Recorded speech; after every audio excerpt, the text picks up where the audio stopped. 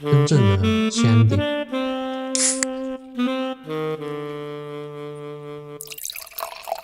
嘿，大家好啊！马上就要过华人新年了，这是一个让人感到幸福的日子。但就在前一阵子呢，我们做过一个节目，讲一位我的朋友，他来自于是新一线城市杭州。杭州，他到了这里，觉得跟自己的观察、想象差距很大。其中一条原因我们有提到，但是没有展开来讲，就是他得出结论说，当地人的生活幸福指数好像不高。对，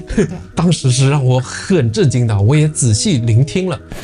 他呢得出这个结论，都是和当地人进行交流，尤其呢是像出租车司机这种交流比较多，别人跟他讲了很多很多的抱怨。因为他这个结论实在于太过于炸裂嘛。对，我们这段时间自行炸裂的。对，自行炸。其实我们在录节目的当天，同时我也就发在我们的那个观众群里面。哦，你也是感到怎么会这样来说？对，所以你在我们的群中发了一个什么？小投票。小投票来说说看，大家说到什么问题？生活在马来西亚，你觉得幸福吗？因为我们的观众群里面，接近50个嘛，我知道大部分应该是超过45个，全部都是马来西亚的华人。除了我们俩，还有几个不是是吧？对。OK。对，我就给他们5个选项。OK， 我们听一下，朋友们我重复一下5个，你先说。很幸福，很幸福 ，OK， 大体幸福，大体幸福 overall 你还是觉得幸福的。第3个是不幸福，不幸福。第4个是大体不幸福，overall 你是感觉不是特别好。最后一个我是对半，就是12幸福，12不幸福。是玄学状态是吧？大家听清楚了吗？王太给的5个答案就很幸福，我们可以认为幸福程度100%、80%、50%，然后呢20%，还有呢叫玄学，一会儿幸福一会儿不幸福。我要更正一下当时大家也问我什么叫大体幸福，我说你大体幸福就是你超过半数比你这个80%还低我说你有一半的时间是觉得幸福的。总之是在很幸福和一半幸福中间吧。是。好，大家先猜猜看，你现在我相信大部分都是马来西亚人，你听下来你会选哪个？1、2、3、4、5我们马上告诉大家，我们得到的小范围的小群的投票。王太，你可以说说看，你得到的结论是怎样？一共有13位观众进行了投票，其中4票表示自己很幸福，然后另外剩余的9票就是大体幸福。接下来大家就开始对这个投票开始进行了各自的一些阐述，也很有意思。好的，我先跟大家讲一讲，如果从100%、70%、80%、50%、20%往下走，没想到可能30%左右都说是100%的，就很幸福。然后呢，还有剩下的都是了，就70%左右都认为是大体幸福，就也有个70%、80%，他们还给出自己的理由。王太，你说说看，他们怎么说呀？补充说一下为什么我觉得很炸裂，就是因为我们经常一些关于马来西亚的视频当中，我们下面的留言，马来西亚华人观众的留言，甚至一些用英文留言的这些观众，他们直接开头就是会表达说自己喜爱马来西亚这个国家，生活在这个国家，他们觉得非常的满足。大部分应该是超过70%的马来西亚观众，他们都有这样的一种自豪感跟这种满足感，对吧？所以我们这些朋友们投票了之后，他们有的人就直接说了 can't ask for more， 就是一种一个是满足和知足，我觉得是双足合一的 can't ask for more。 是对。还有的一个评论我觉得也是非常有意思，他们觉得说就是幸福感高是很个人的，看个人的要求高不高。那么我看了一下这位评论者他选的一个就是大体幸福嘛，所以就是他们很会自己去调试自己的这样一个幸福感，对吧？这个也是一个很有代表性的。然后还有一个朋友他就留言说，如果在这边就是吃吃喝喝游山玩水，那是当然幸福了。这个是第3个。对，这个我们回头会一个一个来分析，我们的观察都和他们讲到的，我觉得都是可以应和起来的。对，他说这个原话是只爱吃加游山玩水，这里是天堂了。OK， 还有什么吗？对，还有就是还有人他会说，他说我只能说我们的幸福感比上不足，比下有余。我懂他的意思，是在比较，这也是一种心理调试。接下来他就开始论述了，他说生活不过不失，偶有磕磕碰碰，只要不是很严重的事，基本上还可以苦中作乐。我懂他的意思。他论述说，幸福感不是从谈话中获得的资讯，而是从观察中得到的结论。更何况只是从一个群体来概括所有，还真的是以偏概全。其实他们这些话说完，我们节目就可以在这里结束了，就可以把它结束了。好，这差不多就是他们的一些评论。是大家来看我们的朋友他从中国过来，他当然很想要了解我要生活的地方是否幸福，他追求幸福这点没有错，他用了随机观察，用了随机访谈的方法去抽查最一般的老百姓他们怎么说也没有问题。而且大家不要觉得只是一个人他是个例，那都是你们中国人的事，并不是。因为在我们节目下面也有很多人经常会留言，那通常来自新加坡的，或者包括大马人自己也有中国过，他们有时候也会抱怨说，哎呀，我们就是什么不好啊，我们哪里有问题啊，也会听到。其实跟他讲的耳朵听到的是一样。那么为什么有这种冲撞？大马人在我们这么小的范围了解起来是很幸福的。那我想说，我们的答案在等下的分析当中也会讲，我们也是觉得大马人是很幸福的，我们就讲给大家来看。开始之前我想问一下王太，你如果我们作为2个外国人，你觉得大马人幸福程度，让你也从0到10分打分的话，你会觉得他们的幸福程度是几分？我觉得幸福程度至少应该是8分吧。我也是觉得8分。好，那么你觉得我们整个中国同胞因为我们也是中国人生活在中国的中国同胞，他们 overall 我觉得自己的幸福程度是几分？这个我就不便透露，我觉得是只能说低很多。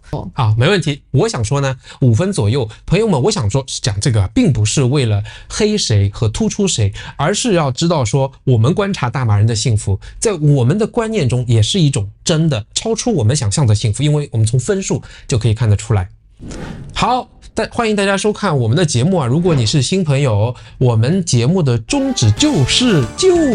追求中年人的幸福生活，给他人异乡生活的勇气你来对了。好，我们现在就开始来分析第一个小问题，我们就把它解决了，就是我们在这个案例中现实碰到的这个冲突到底是怎么形成的。我想先问一下王太，你怎么看？为什么我们朋友来了，感觉他听到的好像都是事实都是别人亲口告诉他的，但是为什么和大马人自己留言的，还有我们观众小范围的投票相差这么大呢？你怎么理解？我其实也没有什么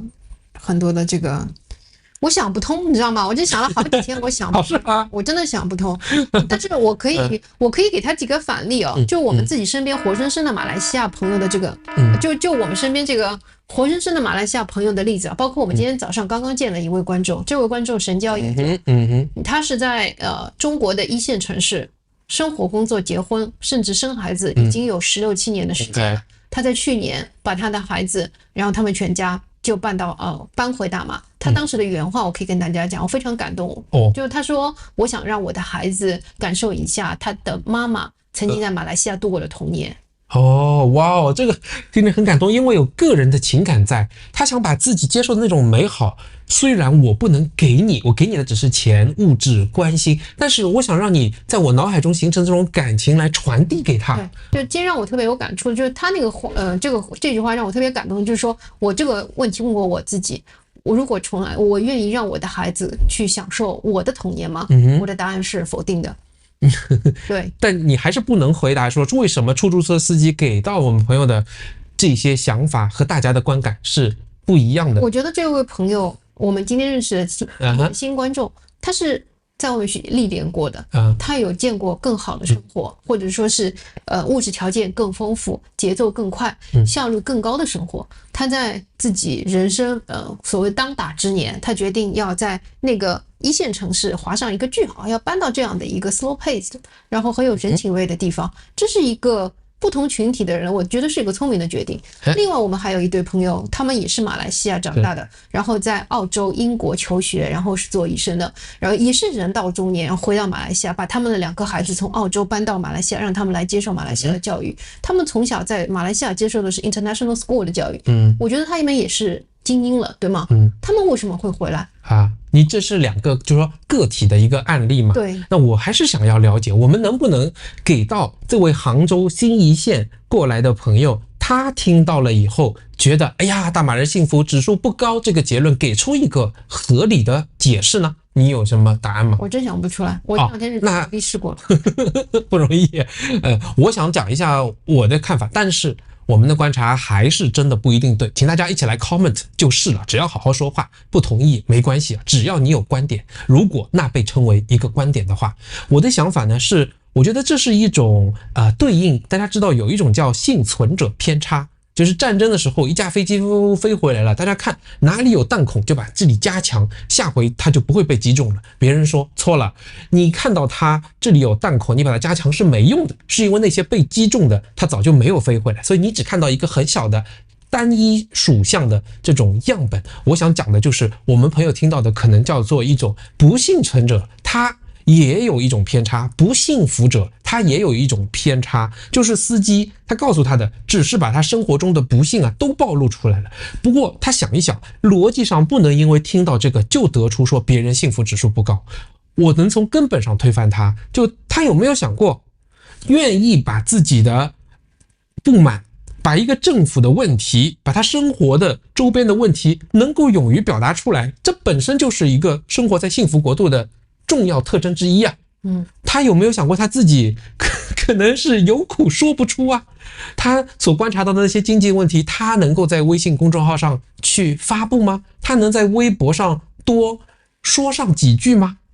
那别人能够说出来，才有可能会被改进。而且哪个社会没有一些问题？哇，这个有问题的多了去了，他轻易的得出说这个就叫不公平，这个就叫怎么还不好？其实这个理解就太浅了。你说说看吧。启发我了。那我现在突然之间想出去反驳你杭州朋友的那个 argument，就是我觉得他的样本错了。他如果以他的这样现在一个中年女性，对吧，事业小有成，然后孩子可以是有这个经济实力把他搬到国外来生活，读国际学校的，那他应该 apple to apple 应该对比的是什么呢？像他同样年龄的中年女性，有道理，对不对？讲文的孩子在这边上的是公立的小学，对吗？有道理，有道理。还有就是夫妻两个人都是一起在工作的，对吧？哎呦，你看我们节目这个逻辑错了。我们的逻辑和整个语言呈现就是这么妙，讲，因为他不是要来马来西亚做 Grab 司机嘛？对，讲得太妙了。他应该就是问一下中国的出租车司机，你感到幸福吗？有没有抱怨？再来得出这个，讲得太好了。而且就联系到了我们今天问的这位朋友，他就是跟他一样的，工作了10几20年，然后呢，小孩也是在念小学只不过是个马来西亚人，生活在中国，回到了大马。更妙的是就像你刚讲，你把这些朋友问的问题都也问他了，看看他作为在两地都生活过的大马人，他是如何回答的？你跟我们赶快分享一下吧，我觉得太有意思了。你不是也问了他说，不是有顾打制吗？不是名额有限吗？然后他还是觉得没问题啊。我们还是很感激，甚至不是他他是第3代，是从他的父亲开始就很感激这个国家给到他们的这些机会，对吧？你说说看，他到底他怎么跟你讲的？对，他们家也是在马来西亚的一个小村庄里面，然后家里面的父亲是第2代，对吧？他们家里面他自己同一辈的是4个兄弟姐妹。然后我说，那么你们觉得顾打制这个问题，大家都会说好像对华人是不公平的，你们是怎么看这个问题的？他们说，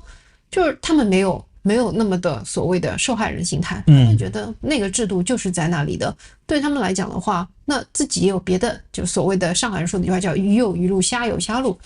上不了这个公立学校。顾打制那个进不去，那么就上私立好了。然后他说他们一家4个兄弟姐妹全部上的是私立，而且呢，令我震惊的就是他说你在私立大学里边，首先是政府可以给到学费的贷款，对吧？你家里如果是有经济困难的话，你申请贷款，将来工作以后去还就可以了。这是一条。第2条就是你在私立学校如果你成绩优异的话，也是可以有奖学金的。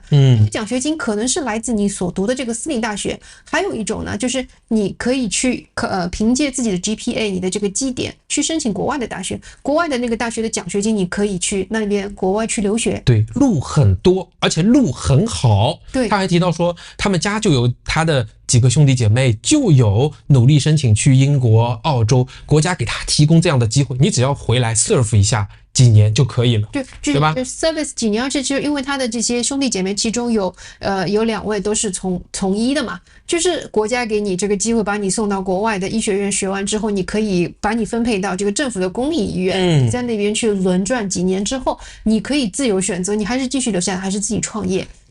对他们来说好像是条条大路通罗马的这样的一个选择。其实政府你看，虽然有一个过大制，但是他给大家提供的路还是很多的。我想这里要请大家来 comment 一下，因为我相信政府给学生提供的贷款不是个案，不是一个两个，像我们在中国听到比较少的。为什么？我以前同事不多在大马的办公室就有人是这样的，而且呢，他还说后面他好像还没还完。我也听到新闻就说当时安华政府还在 reinforce 说大家要去还，不然你就买房会受到什么什么影响。看来就说政府还是比较 kind 的，给到大家蛮长的 student 这个 loan 的这个周期，给到波及的面也蛮大的，才会变成一个政府议题，才会连我身边都能够听到。对啊，然后他还举了，他说这并不是我们一家四个兄弟姐妹的个例。他说在他们那个小村庄里边，就是唯二的2个现在是博士学历的，都是家里条件非常贫苦的，好像一开始也没有进到这个公立大学拿到奖学金，但是就是靠自己嘛，因为他们知道就是只有靠自己才是唯一的路径，很小就会立志去想各种各样的办法解决自己的问题，反倒是他们就闯出了一片天。甚至于他们会是你因为要想读博士或者要想出国读书，他们就边工作，然后边攒学费边学习，半工半读的这个样子。这种我觉得非常令我动容，才是我们平时听到的普遍状况。我们认识那些朋友不也问到过他吗？他们虽然会跟我们介绍马来西亚独特的一些政府政策规定、历史文化，但他们通常都不觉得什么，他都会觉得那他们会怎么做？就像你朋友一样，告诉你一个个例，他们是如何把自己给做好的。你说抱怨有吗？我有听到的，但我觉得总体有这种激烈程度非常的不高。现在想起来，我觉得就有一个 option， 就是政府同时他也给到你提供了蛮多的路，你是可以把它走的这个很好的。这个不就能够从变相的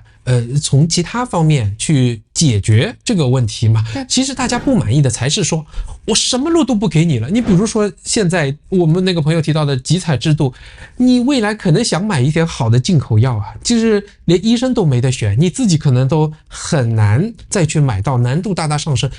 这种我觉得不公会大一点，就是连给你提供 option 都没有了。就今天跟这个朋友聊完之后，我还给他写了一个 WhatsApp， 我就跟他说，我说今天跟你讲完，听你讲了你们家的兄弟姐妹奋斗的故事嘛，我说很震撼我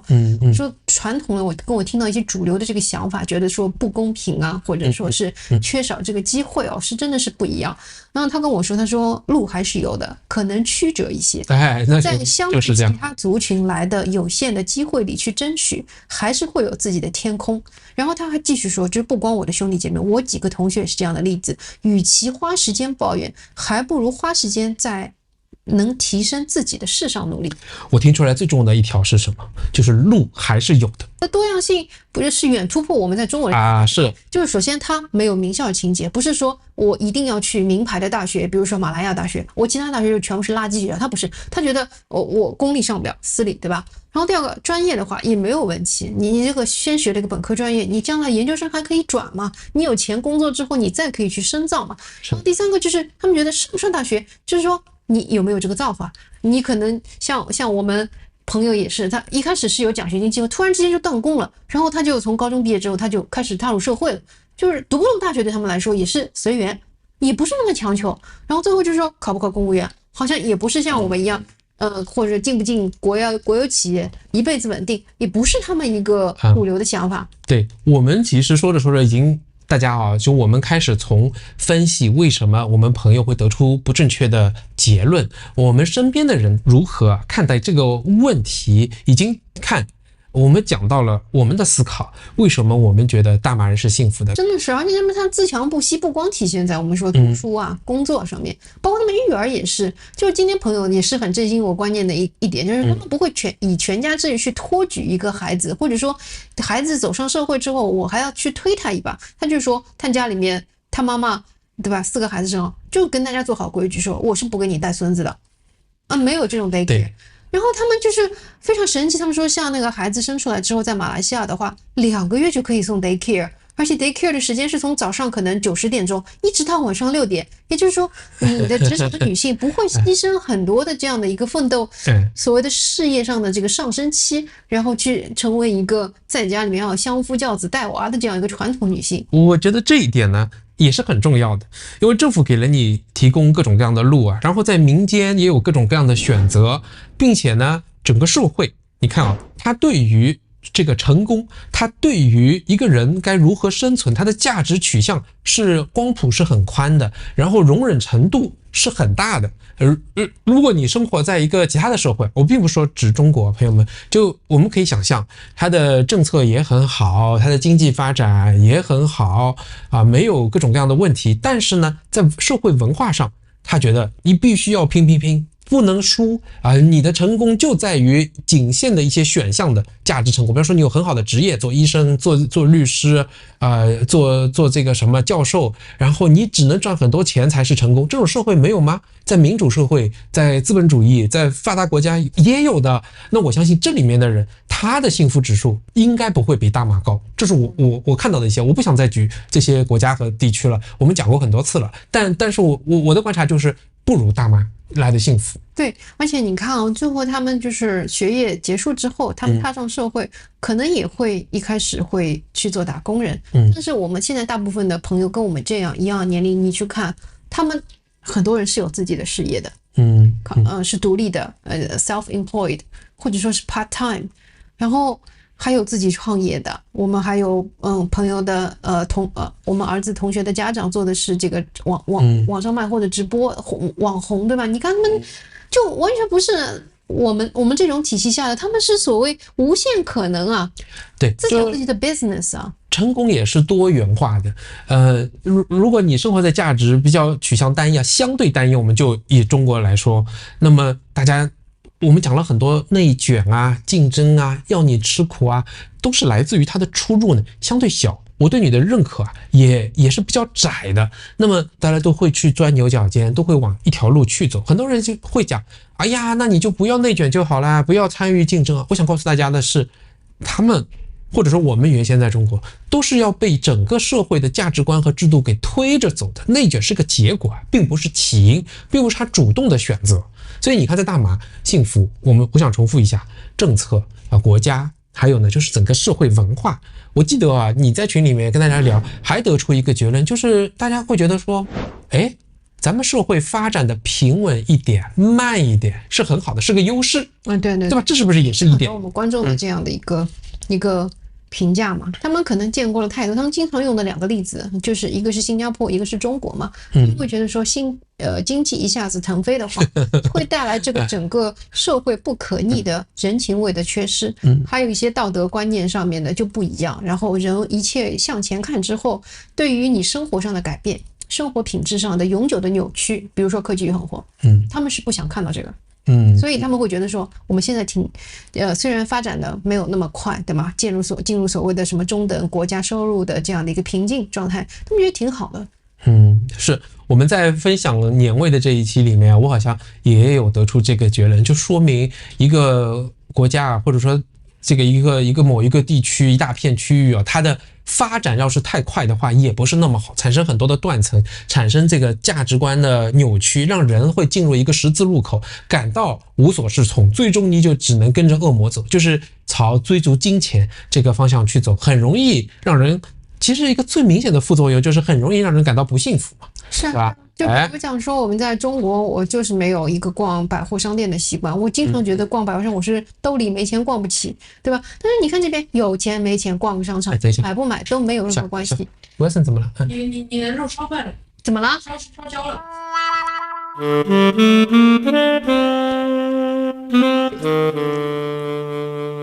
好呀，从我们自己的感受啊，我们讲了国家它的政策，它给大家提供的出路，社会的文化，社会发展比较缓慢，其实是个优势来着。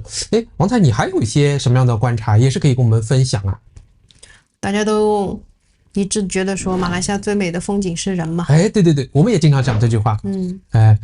我们其实分享过很多了，在我们短短的节目中要说清楚也不是很容易，我们就讲讲对我们自己感触深的吧。马来西亚的人还是很有温情的，就用一句话来概括，就因为自己可能淋过雨，他们就很想为别人去打伞，就是这个样子。然后也呼应你朋友所说的，他们对钱不是那么的看重，就那种不看重是在于说，对陌生人来说，他们觉得花一点钱让这个陌生人感受到更舒服，比如讲说偷偷给他买单。就我们那个观众群里面经常说，他们自己马来西亚人有的时候去一个餐厅吃饭，不知道怎么单就被人买了，碰到熟人了。对，就刚刚前2天有个朋友说然后他去问店主说谁帮我买单呢？你让他讲说是一对马来夫妇。他说我完全不认识，但是就注意到那对夫妇在吃饭的时候一直盯着他们看，然后那个店主就开解他说，那说明你们很有缘分，别人看你就觉得你很可爱，所以主动想给你做一些事情。所以你看他们这种好，不是只是对我们这样的外国人好，没有目的的，不同族裔之间也会有这样温情的好。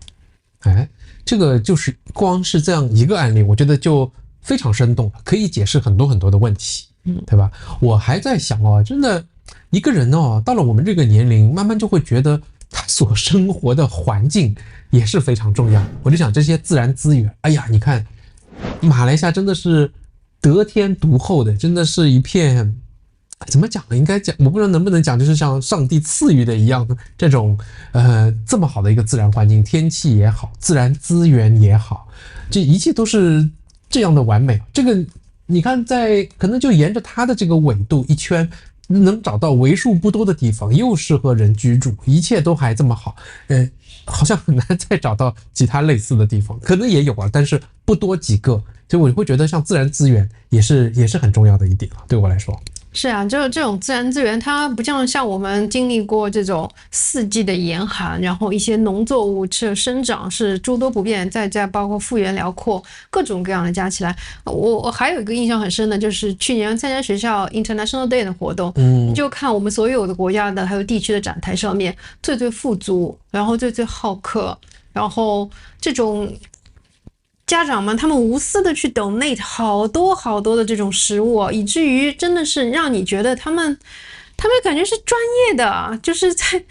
排档口一样的，就是这样迎接你，迎来送往的每一个客人，真的是完全不在乎说要投入多少成本，然后又是打扮的美美的，各个穆斯林的这些食物也会有，娘惹的有，华人的传统的烧鸭也会，你想想看，无限量的供应，这种大方，我真的是太受震撼了。这个就是我们从我们看到的一个小小的矛盾，有些人好像基于事实听下来觉得大马人幸福指数不高，但是跟我们实际的感官也好，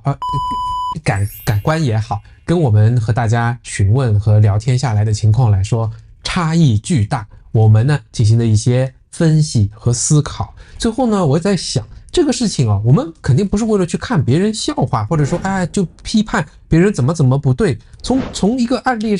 这个上面我觉得还是可以学到一些东西的。对，我首先就是要想我们不要生活在自己思维的框框里，觉得我原先的认定是对的。第二呢，我不能得出简单的结论我看到了别人讲不好，我听到了一些，我就认为是这样的，这往往是顺着自己的这个思维往下去走。不妨呢开放一点，给到自己一点时间，不如先假设自己，先怀疑一下自己，先假设自己是错的。然后呢，就像你刚才群里讲的这个朋友他讲的挺好的，就你不能光听别人说完然后把它拿过来变成自己的一个知识，你可以去体会一下，生活一下，什么地方都给到他一定的时间，才会知道什么适合自己，他的真正的魅力在什么地方。再来的话呢，我就在想任何一个地方你可能转换一种心态谦虚一点，多去了解当地，你都会过得会更加幸福一点，更加开心一点。我倒是跟你有生出不一样的想法，就是他可能留在中国对他是更好的选择，挺好的。所以就是他有这样一次考察当然是非常珍贵的，然后我们也很钦佩他的勇气但是最后不论得出他的这个结论是不是要来马来西亚，我觉得已经不是那么重要了，因为每个人总是相信自己所相信的，认为自己幸福的地方，比如说生活便利，那他愿意继续去享受，他觉得这是他不可割舍的。就像你跟他分析的，他的人生排序上面，这是他的选择，我们相信他也是适合他的选择。这我也同意哦，就他有自己的逻辑的框架，然后能得出一个结论，我觉得这个通常来讲还是好的。等到哪一天，如果他像我们一样觉得说，哎呦，我这个框架内的排序该变一变了，我现在重要的东西，它已经不显得这么重要了。原先我不觉得它很重要的事情，突然重要程度变高了，那它可以重新再融合一下，得出新的框架，再去指导自己的行为，可能也不迟。这也是我不太希望去改变别人的，但是我们会去倾听，用来警醒自己还是可以。那另外一个警醒，我觉得就是说，我们觉得在马来西亚生活得很幸福，那很多有的时候就没事偷着乐就可以了，对吧？不能够觉得说我们要把我们的快乐分享感染给所有的人，然后把希望别人也能够在马来西亚找到这个欢乐。但是这个东西是随缘的嘛，所以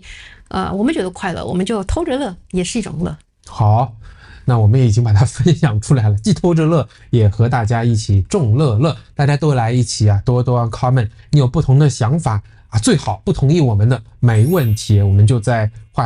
回复里面多多交流就是了。你有吗？炭烧味道？现在这里还是有炭烧味道。有啊，有啊。谢谢大家，谢谢，拜拜。